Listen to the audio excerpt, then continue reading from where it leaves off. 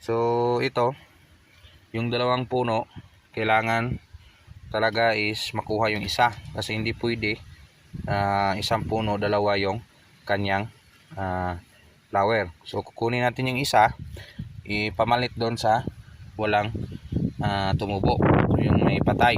So dito kung paano ito bunutin, simple lang, huguti ng mabuti dito sa kilid.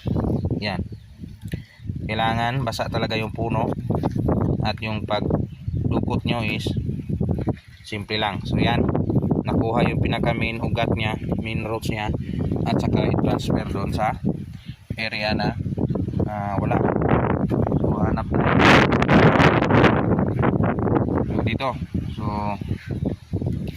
dito parang mula dito, so dito natin ilagay. So may compost pa yan. So may nakaputing yan, nakaabang kasi namatay yung ganyan, tumubo yan siguro.